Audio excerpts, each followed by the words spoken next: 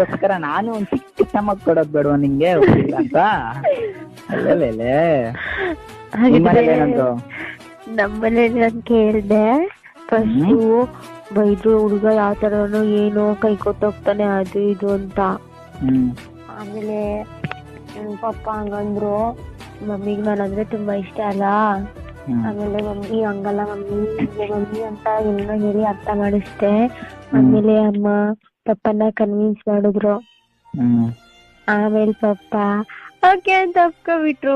ಆದ್ರೆ ಒಂದ್ಸಲ ಮೀಟ್ ಮಾಡ್ತೀವಿ, ನಾನ್ ಮಾತಾಡ್ಬೇಕು ಅಂತ ಹೇಳಿದ್ರು ಚಿನಿ. ಇನ್ನೇನ್ ಡೈರೆಕ್ಟ್ ಆಗಿ ಮದುವೆ ಮಾಡ್ತಾರ? ಮನೆಗೆ ಬಂದ್ ಸ್ವಲ್ಪ ಮುಖ ನೋಡ್ಕೊಂಡು ಮಾತಾಡ್ಕೊಂಡು ಎಂಗೇಜ್ಮೆಂಟ್ ಮಾಡ್ಕೊಂಡ್ ಮದುವೆ ಮಾಡ್ತಾರೆ. ನಿಂದೆಲ್ಲ ಕಥೆ ಇತ್ತು. ಅಲ್ಲ, ಮಾತಾಡ್ಸಿದ್ಮೇಲೆ ಅವ್ರಿಗಿನ್ನು ಕ್ಲಾರಿಟಿ ಬರುತ್ತಲ್ವಾ ನಿನ್ ಮೇಲೆ. ನಾನು ಒಳ್ಳೆ ಹುಡುಗನ ಕೆಟ್ಟ ಹುಡುಗನ? ಇಷ್ಟು ದಿನ ಕೆಟ್ಟವಳಾಗಿದ್ಯಾ, ಒಳ್ಳೆ ನನ್ನ ಲೈಫ್ ಪಾರ್ಟ್ನರ್ ಆಗಿ ಒಳ್ಳೆ ಪ್ರೀತಿ ಕೊಡಕ್ ಬಂದು ನನ್ನ ಲೈಫ್ ನೇ ಚೇಂಜ್ ಮಾಡಿ